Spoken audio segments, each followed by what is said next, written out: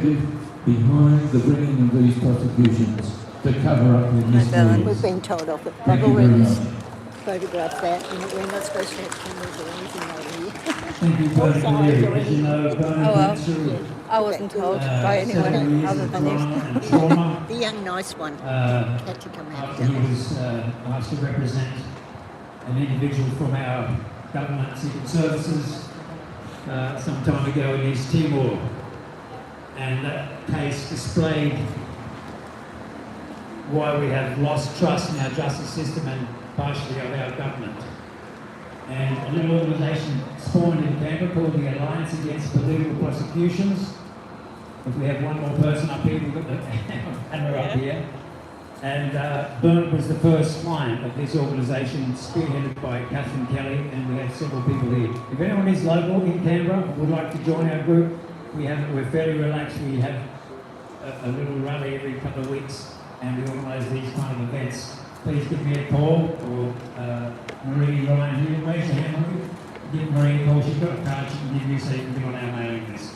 So we've got a few people to speak this morning, and some very esteemed people. We have John Chickens come up from Melbourne to speak today. While he's not speaking, Nick is here to support David. Nick Xenophon, who's been a trailblazer in this kind of work.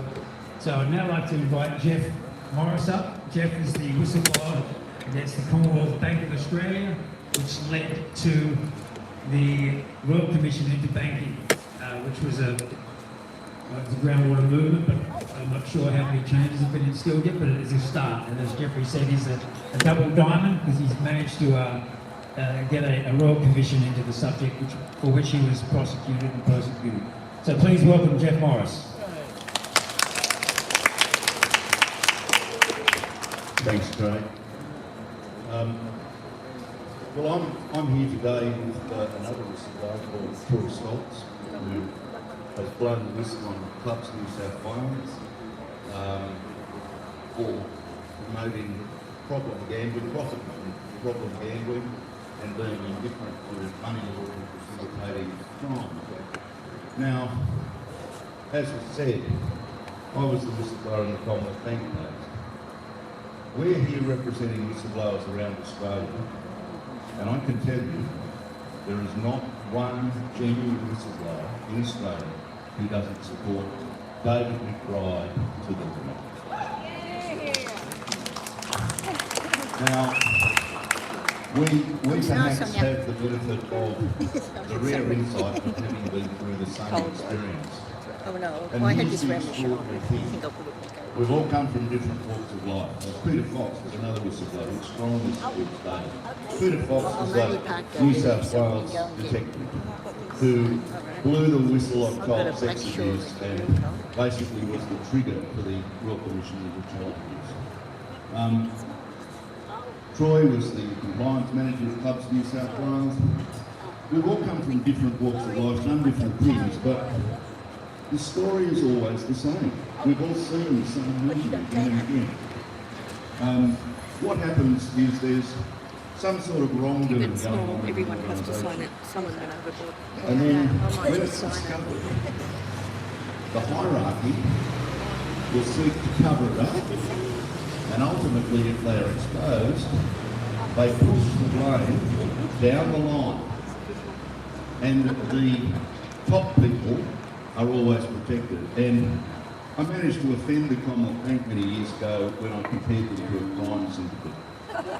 And I said, you give up a few of your low-level street thugs that the crime bosses have never touched. You've paid off City Hall, you've paid off Fox, which was the corporate regulator, who was absolutely useless. Now, it's the same. It's the same with Troy, the same with Peter, and it's the same with David.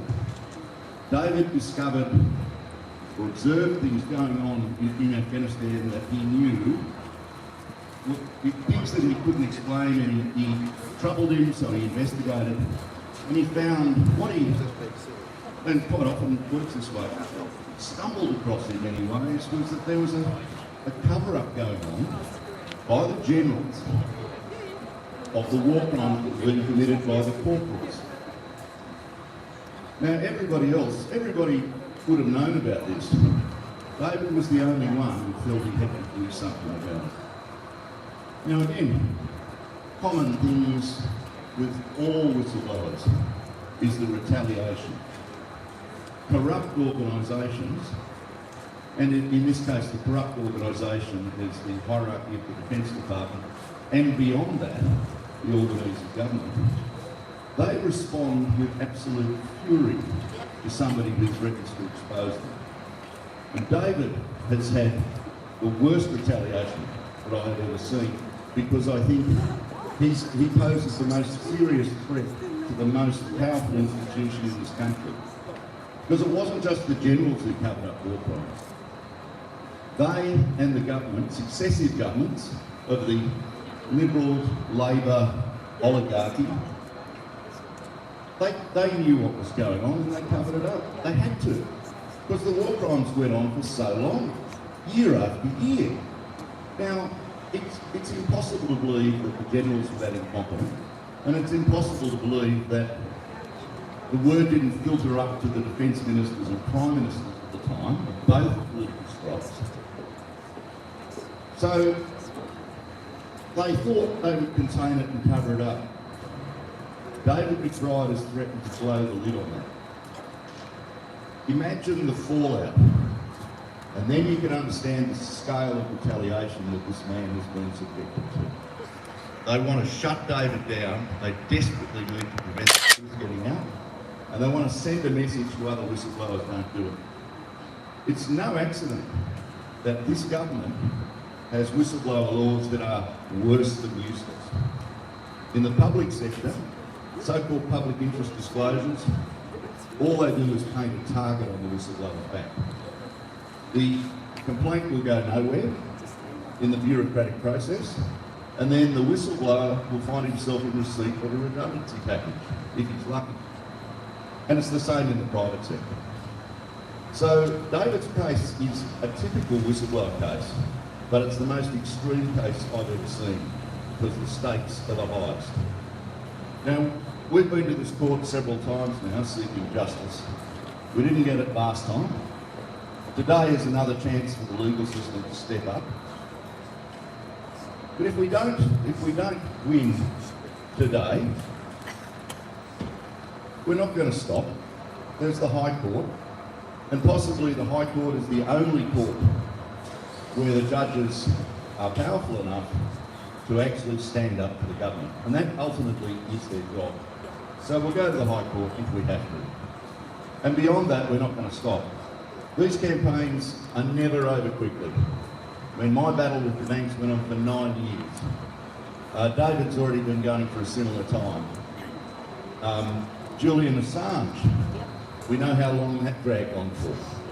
So we know it's a long fight, and we're not going to give up. We're going to be here to the end. Thank you.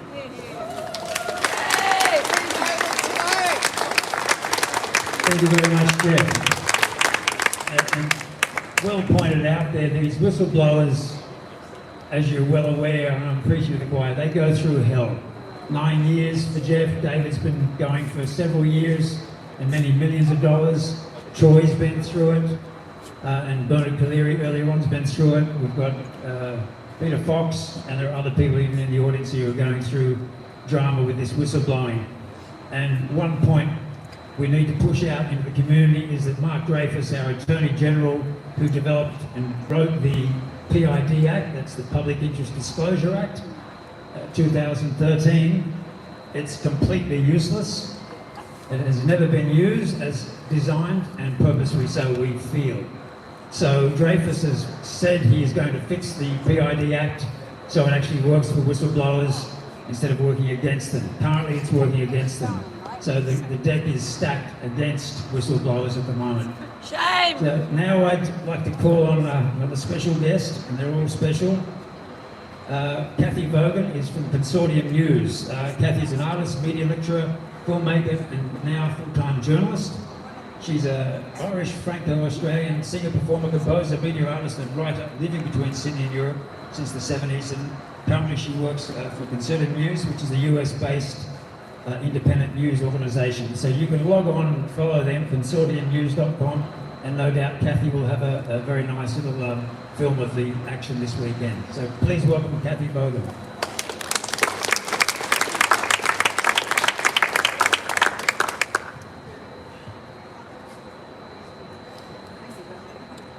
I'm just asking Craig to hold this so I can scroll.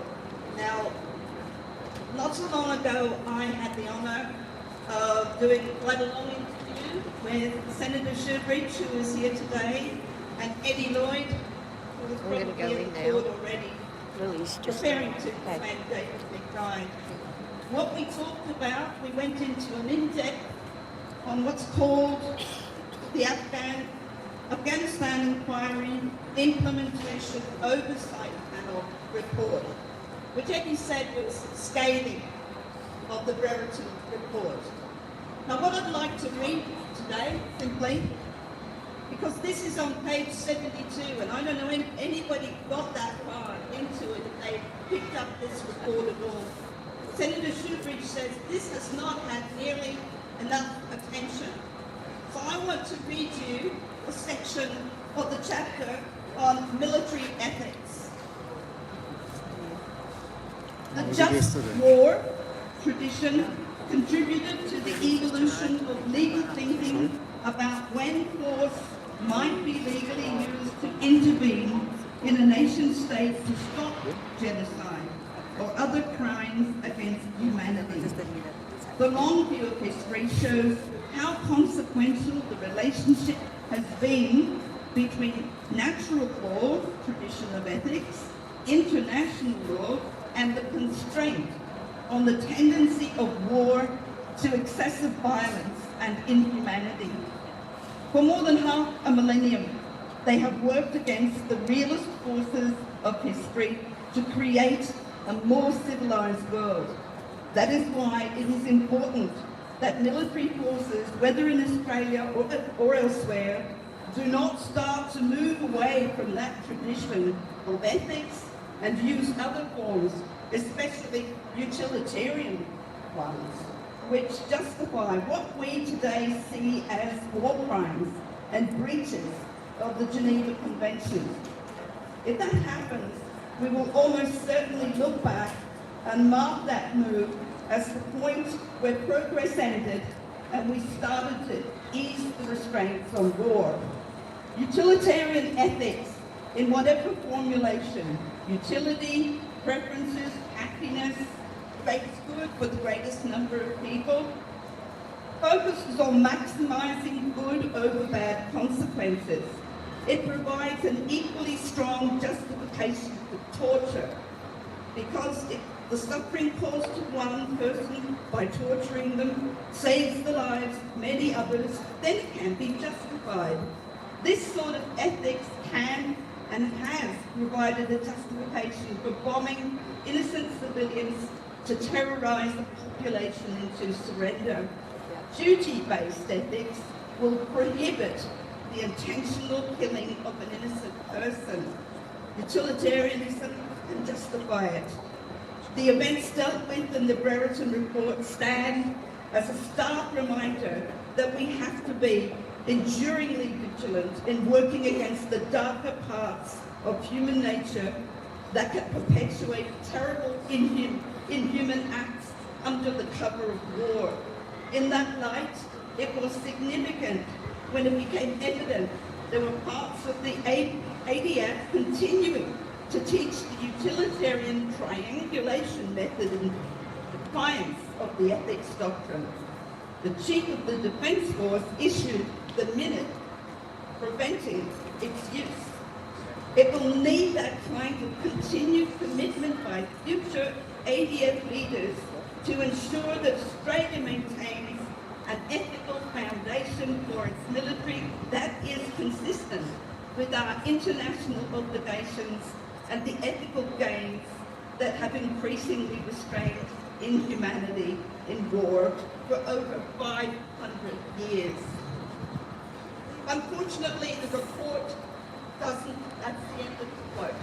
Unfortunately, the report doesn't mention David McBride, not once. But if we look at the legal professional uniform law for Australian solicitors conduct rules, we get a sense of the duty-bound ethics he was upholding.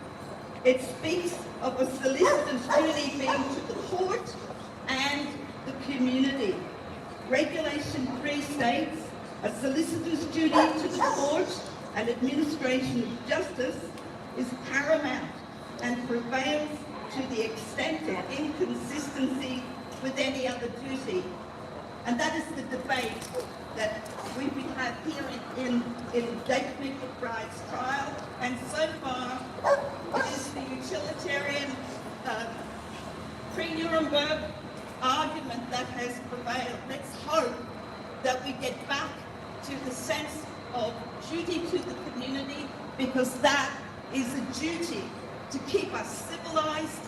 If war could ever be considered civilized, then let's benefit of the last 500 years where we've been trying to spare innocent civilians.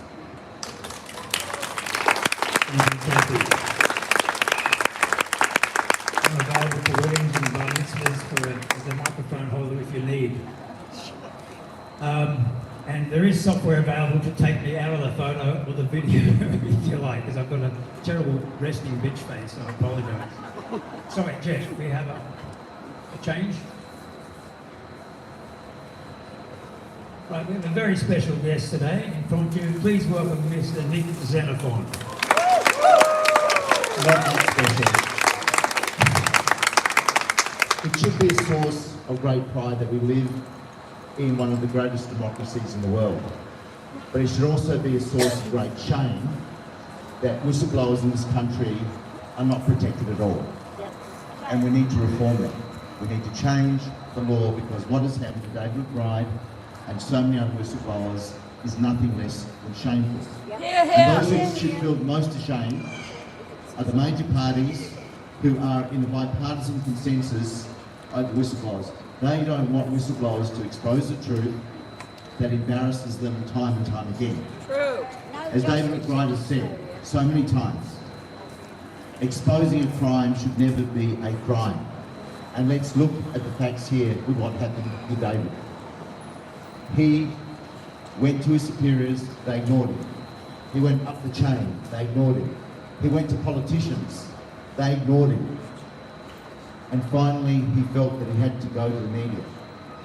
The Brereton report didn't vindicate him, but an independent review of the Brereton report that was sat on by the federal government, by Defence Minister Miles, for 6 months, and released on the very day that he was sentenced to prison, vindicated what he said, because he said the generals ought to have known what was going on. This man should not be in jail. He has spent 300 long days and nights in prison when he should be getting a medal from the people of Australia, not a jail sentence.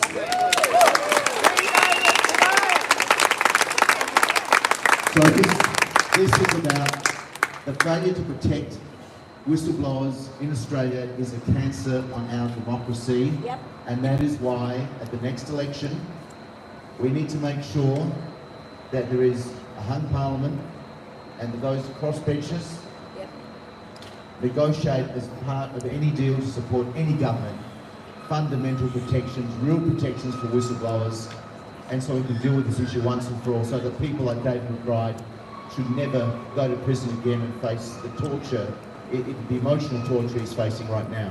I just want to finish off by saying this. Thinking about David's case reminds me of a quote of Tony Benn, the late great British politician, who said this: "It's the same each time with progress. First they ignore you, then they say you're mad, then dangerous, then there's a pause, and then you can't find anyone who disagrees with you." Well, right now, they ignored David when he went to his superiors, then they said he was mad, then they jailed him, so I guess they thought he was dangerous. Now we've got to pause with this appeal and maybe subsequent appeals, but we need to keep fighting to reform the law, to protect whistleblowers, to remove this cancer in our democracy so that Australia can be proud that we live not only in one of the most democratic nations in the world, but we're the most robust democracy in the world. We can only do that by protecting whistleblowers. Thank you very much. Thank you, McBride. Andrew's been fighting for justice for many, many years, and it's great to have him up here. As you know, the courtroom, Marie 9C, SC7 is the court. Will be the hearing will start at 10:15, so we'll finish here probably before 10, so you have plenty of time to get up into the court. So don't stress. Next, another special guest, Dr. Sue Warren, OAM. Sue's spoken and written widely on peace and disarmament issues and is president of the Medical Association for Prevention of War in Australia. Also a board member of ICAN, the International Campaign to Abolish Nuclear Weapons, and she's a GP in Canberra. So please come forward, Sue Warren.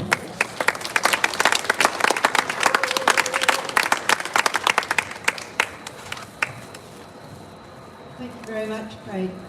Some of that's a bit out of date, but never mind that. I'd like to acknowledge the traditional owners, the Ngunnawal and Ngambri people, traditional owners of the land on which we live and are gathering today, and pay our deep respects to them. We're here, as we know, to honour and to stand in solidarity with a man who's been imprisoned for simply disclosing what we have a right to know. David McBride was sentenced last May to 5 years and 8 months in prison with a mandatory sentence of 2 years and 3 months, and he's already served 10 months in prison. And last year, as we know, the court, and as we've heard from Bernard Cleary, not simply the court, but primarily the people behind the prosecution, did not accept David's defence that what he disclosed was in the public interest. In other words, we're told that there is no public interest in us knowing what is done in our name to other people in other places in times of war. But instead we have this legal circus whereby a man is sent to prison as a criminal, not for committing crimes, but for disclosing them. This should be unthinkable in a democracy. Australian governments pride themselves on being upholders of democracy and an example to other nations. We preach democracy and we preach the rule of law to others, while our own democratic freedoms are being whittled away. As we've heard, whistleblower protections are a sham. They don't work. Journalists are increasingly intimidated into silence on the most important public matters. The Centre for Freedom of Information Laws, the Centre for Public Integrity, reports that Australia's FOI regime continues to be undermined in practice by inordinate delay, under-resourcing, and the abuse of statutory exemptions. And many of our defence policies are shrouded in secrecy. There's secrecy about what weapons we sold to whom, and when questions are asked about this, the questions are evaded, or there are word games played, for example, about weapons versus weapons parts. There's secrecy about who decides where our troops will fight and what they will do and why. And of course, the pinnacle of secrecy, which is the AUKUS agreement and practically everything associated with it. And while our governments preach democracy, they cower before the new US president, who has shown utter contempt for everything that democracy stands for. When Trump announced recently his most egregious, inhumane and illegal plans to steal the land of the people of Gaza, Yes. and he announced his interest in taking whatever bits of land he wants from around the world, there was total silence from the Australian government. Our government's timidity when confronted with an external bully, and yet its own bullying of an Australian citizen here at home, is shocking for us as citizens to witness. So if Australia is going to preach democracy, we need to practice it in our foreign policy and right here at home. Rather than secrecy, we need greater transparency. We need truth tellers and people whose actions reflect moral values. We need people like David McBride And we thank David for serving his country, our country, so diligently and at such personal cost as he is enduring right now. And if any justice is finally to be found in the case of David McBride, his appeal today will be successful and this travesty of justice will finally be ended.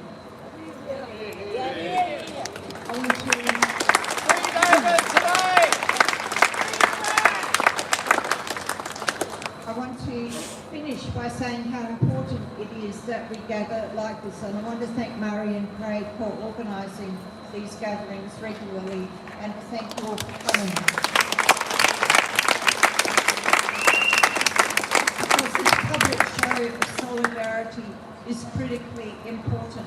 We need David to know that we and many other people stand with him, and we need other Australians to know that things are not right in our democracy. Thank you. Thank you, Sue. And Sue is a tireless fighter for freedom and justice as well, so it's great to have Sue along. We've just had disturbing news. We're not sure, it's not confirmed that they've closed the court. So please stand by. Please stand by until we confirm what's going on. But this is exactly why we're here, folks. Exactly why we're here.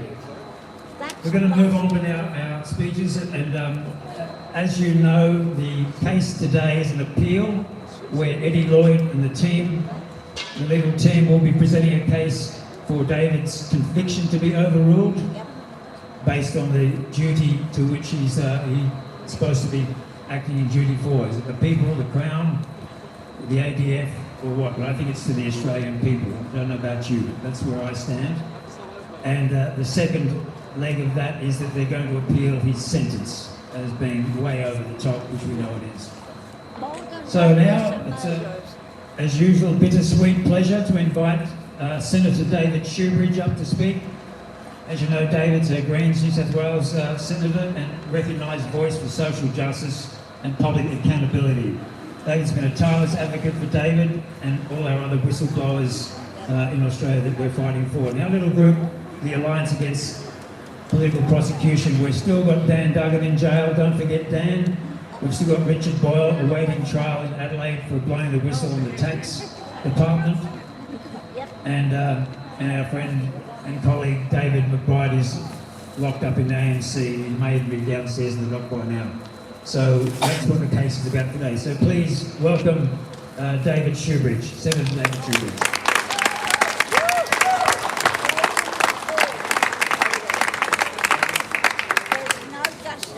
Well, I want to start by acknowledging this court. All of us are on Ngunnawal and Ngambri land to pay our collective respects. We're here about justice today for David McBride, but let's not forget our obligation to walk side by side with First Nations people to deliver justice right across this continent. I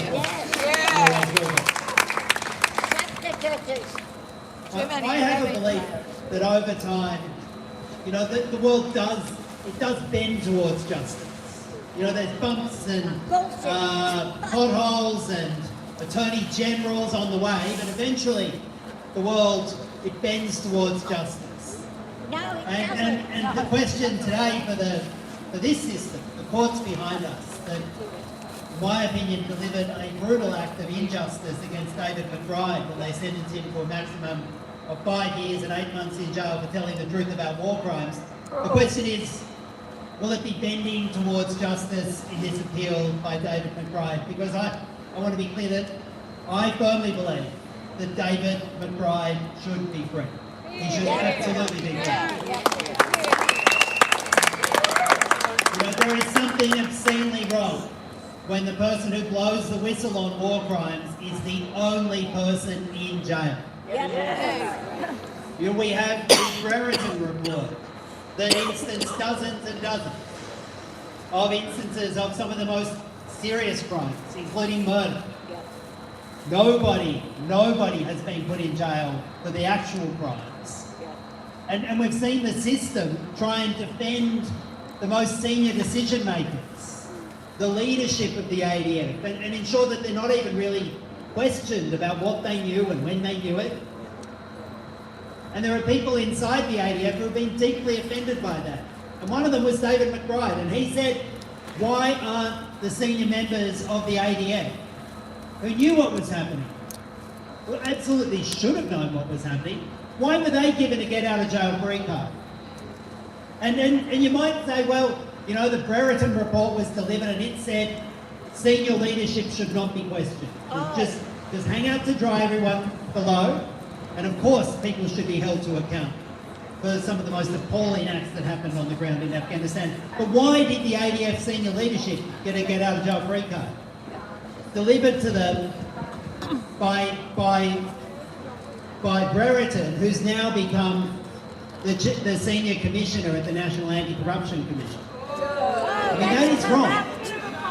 Well, we have since seen the report by Dr. Vivian Tom and two others, the oversight panel, and it reads like a dose of common sense. It critiques the reasoning in the Brereton report, and it says in the plainest possible terms, just like in corporate Australia, just like in NGOs, just like in the rest of society, the people in charge should be held to account. If they didn't know, they should know. And what they did know, and I can tell you now, there were multiple reports going up the chain about the war crimes in Afghanistan. How is it that nobody in a position of senior leadership in the ADF has ever been seriously challenged? Corruption. Something is wrong. And the report, the independent oversight panel report delivered by Dr. Vivian Tom and others, was literally buried by the Albanese government. Buried. And the government now says it's completed all of its ADF responses to the war crimes in Afghanistan. And I can tell you now, the former senior still has a medal for the work that he did in charge of the Afghanistan deployment. Still carries a medal, never been held to account, never really been seriously questioned, because we have a system where power protects power in this country. And David tried to break a hole in that. He tried to knock a hole in this wall of protection for senior decision makers. And if you want to know why he's in jail, it's because of that. He challenged senior decision makers and he said, surely there's a higher good. Surely there's a national interest. Surely there's a public interest, which should break that wall down of impunity. And I stand with David McBride, and I'm glad you're all here standing with David McBride as well. So, when you look at the trial and you realise how many barriers whistleblowers had, in this case David, to just speak the truth even in the court, multiple public interest immunity claims raised by the Crown to prevent evidence being tendered because they said it would prejudice the national security. I can tell you now what prejudices national security. A sense of impunity in senior leadership, where they will never be held to account. Breaking international laws and destroying Australia's international reputation. Making people in countries where we deploy the ADF in fear of the ADF rather than seeing them as potential partners. That's what impacts national security. And that's why it's more important than ever that we have brave whistleblowers. And I want to commend all of those speakers today who have individually shown courage in their own space, spoken truth to power. But we're about to have a federal election. And I hope we end up with a parliament that isn't controlled by either one of the two war parties. And we have a minority parliament that's a working parliament, where we have to persuade people of the merits of legislation. And I can tell you now, one of the key tasks for the next parliament is to have whistleblower laws that protect whistleblowers rather than the institutions they're challenging. To have a national whistleblower commission to ensure that the injustice that we've seen with David McBride and Richard Boyle and so many other whistleblowers, that it doesn't happen again. And no one goes to jail for telling the truth. Thanks very much. That's long enough. Thank you, David. He's our five-round senator. Give it up for David. Thank goodness we are having him aside for all these cases. We've got a little update. The court should be open when David enters the court, apparently. So that we're just waiting on further news. That's looking a little bit bright that we all should be getting in to see this hearing. Another legend is going to have a few words, Mr. Troy Stoltz, who's driven all the way down from Merrimore. And I do thank everyone who came from Melbourne. We've got people from out west, past Dubbo, that all made the effort here, even from the Middlebelt, but Andrew's brought the truck in for us. So thank you all for coming. It's really appreciated. I'm sure David will be very happy to know we're out here. So Troy is an Australian whistleblower on gambling reform and an advocate for gambling reform. And he was set upon, of course, by Clubs New South Wales when he blew the whistle on money laundering and terrible conditions that pretty much get people addicted to gambling, and there's no way out for them. The gambling mob didn't really care. So Troy Stoltz is now a councillor in the Upper Hunter since last year he was elected, and he's stirring up some good trouble up there. So please welcome Mr. Troy Stoltz.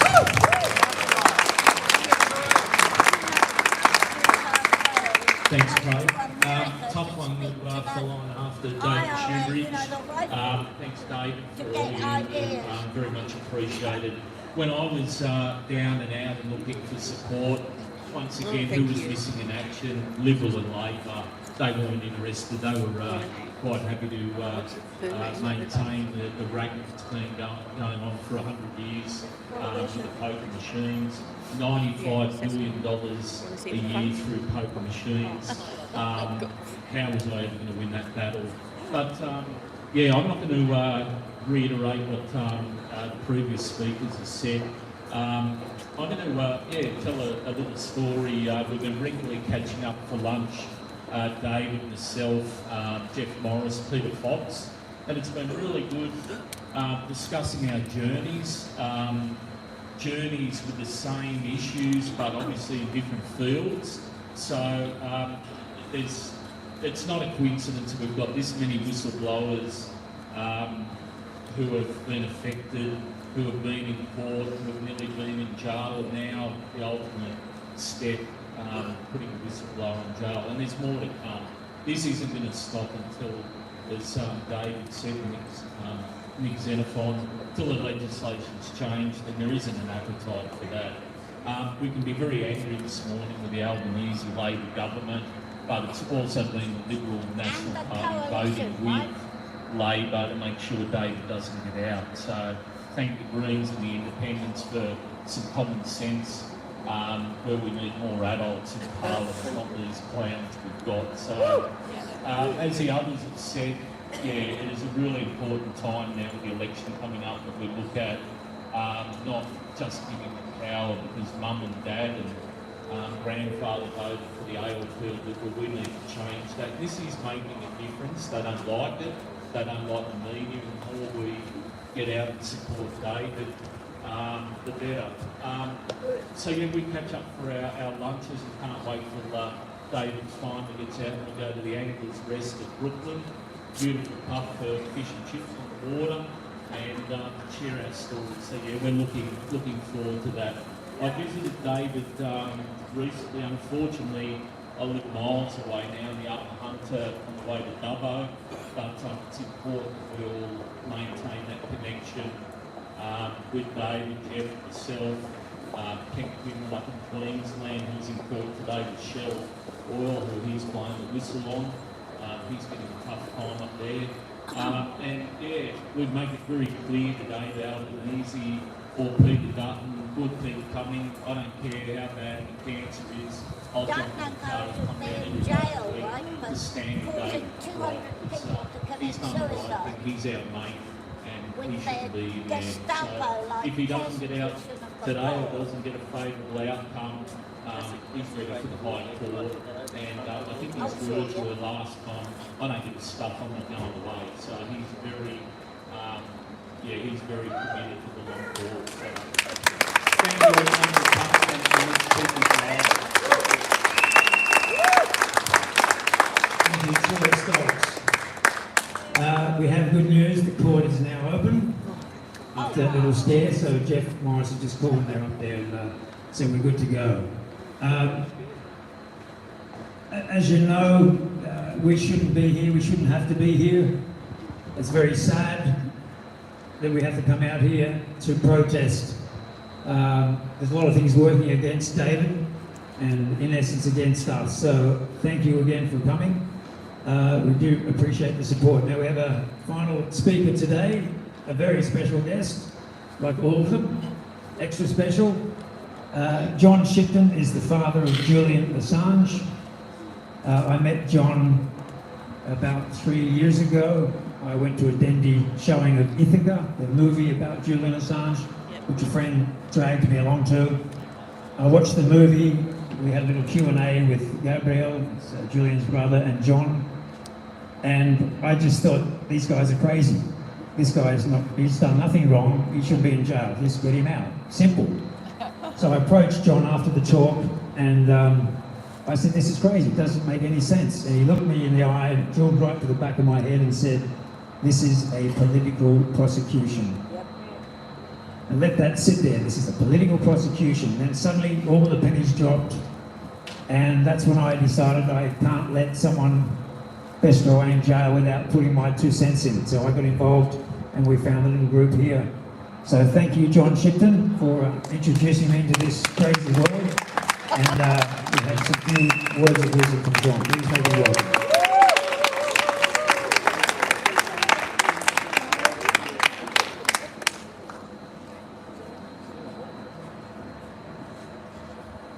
What it is to be Australian. So David McBride was attempting to rewrite the rules of engagement. David was attempting to rewrite the rules of engagement. That is, when a soldier can respond with lethal fire. The Americans wouldn't release to David their rules of engagement in order to marry the Australian rules of engagement with the American rules of engagement and have an understanding. He asked and they refused. He did what anybody would do when they want to know something that nobody else would tell them. He looked it up on WikiLeaks.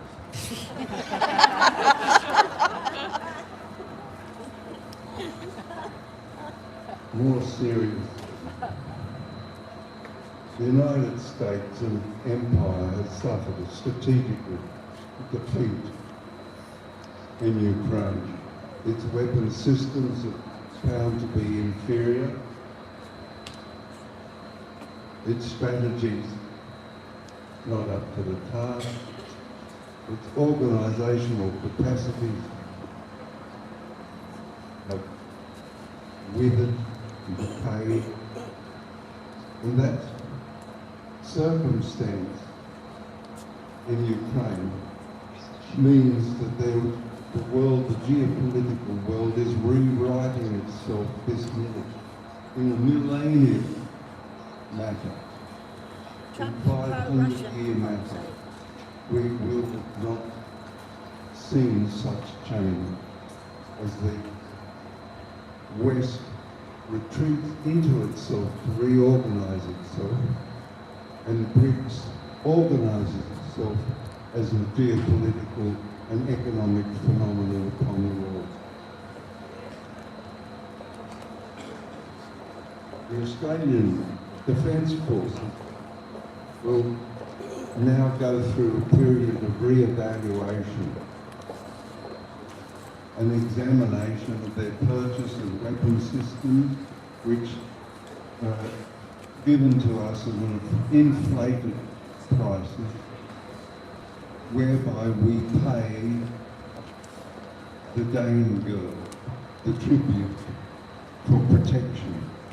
We pay the United States for protection. That will begin to be reorganised. We are an essential part of the flow of information that constitutes the American Empire. And that again will change as the American Empire now attempts to renew itself by returning into itself and re-industrialising. Thomas Merton, a philosopher of great standing, observed that it's not possible for the same organisation, the same society, to re-industrialise twice. Oh, sorry, to industrialise twice. Keep that in mind. This is important, for it applies to us as well as we begin our re-industrialisation in order to produce the arms to protect ourselves. In the circumstances that I've described, what sort of character do we call upon?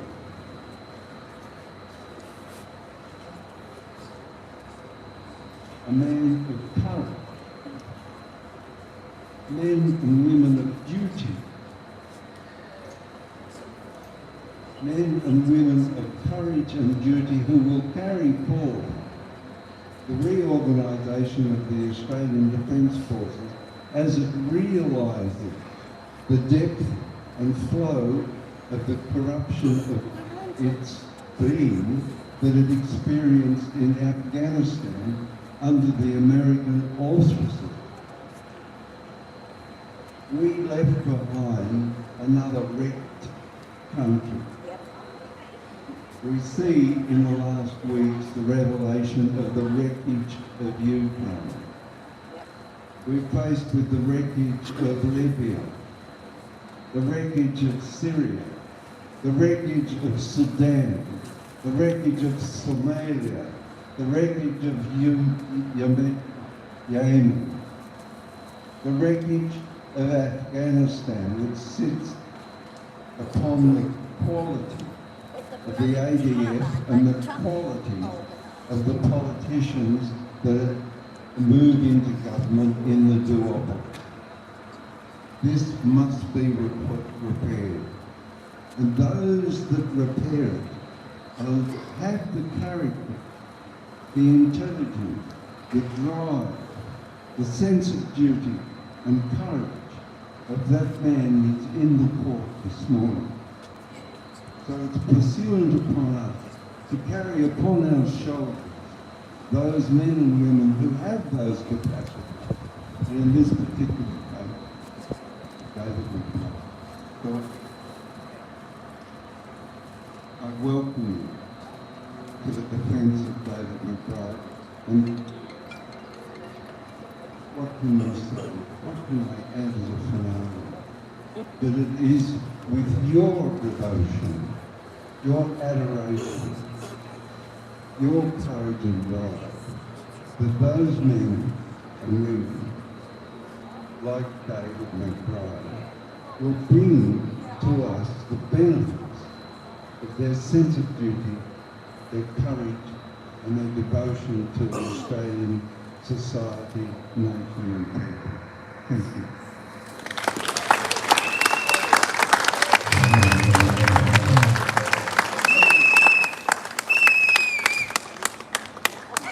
Thank you, John. Gary's going to sing a song in a moment. Just to clarify, SC7, the court is open. You have to go through security if you haven't been here before to get up there. I think you'll find the directions to SC7. There is a lift if you need. So again, thank you all for coming. I know it's a thankless task in many ways, but thank goodness for people like you that come out to defend democracy and defend justice.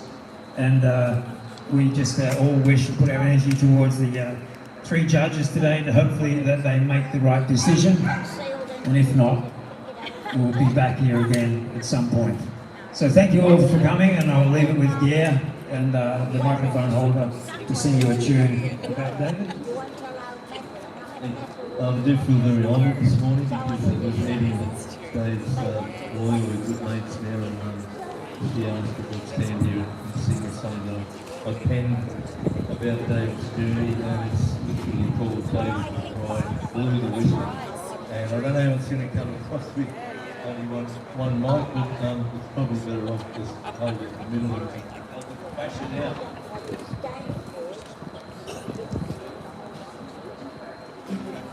Yes, that's not such a bad idea.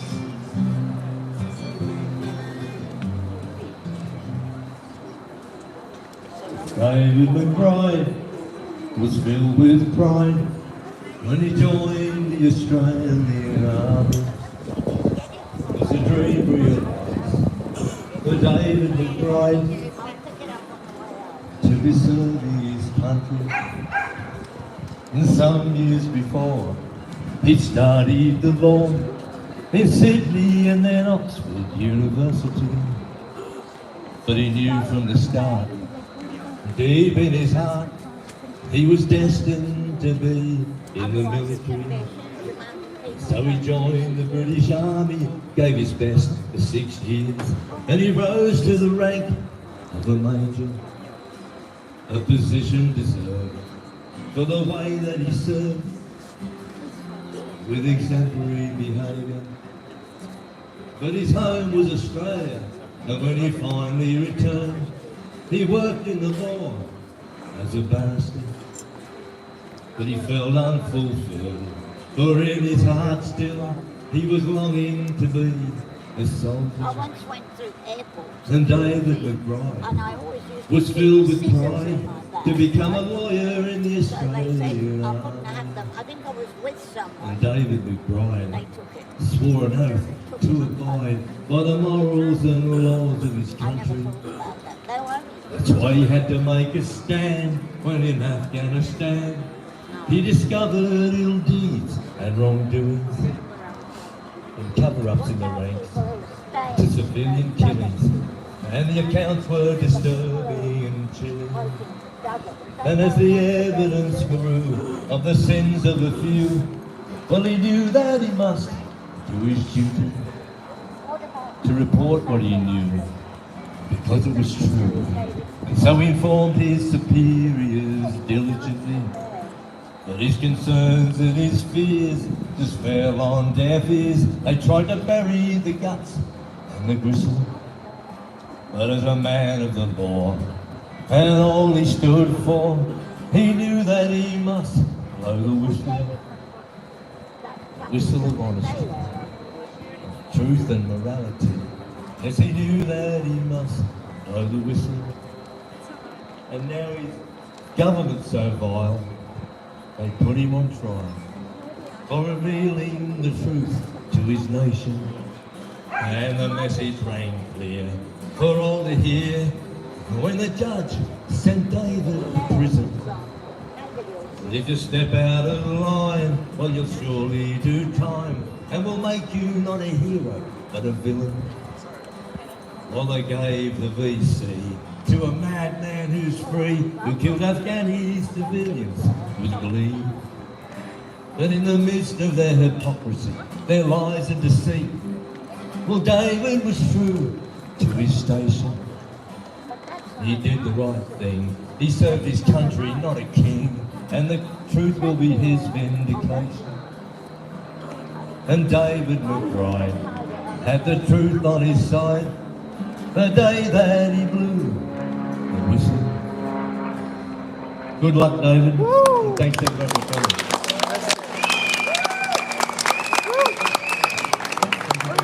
Thank you, yeah. Wonderful song for David. So we're going to just pack up our signs. Is anyone free to give a hand? Just pack all the signs over against that wall, and then we can go in to give David a round of applause once we're inside. Thank you again for coming, and thank you for all the people who travelled so far, all the way from Melbourne and elsewhere, for your support for David. Thank you again.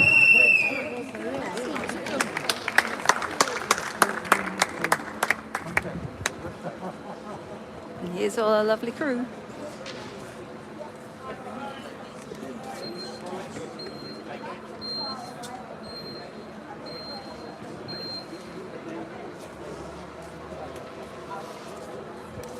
Gonna say farewell to the live. No. All right. Signing out. See you all later. Thanks for joining in.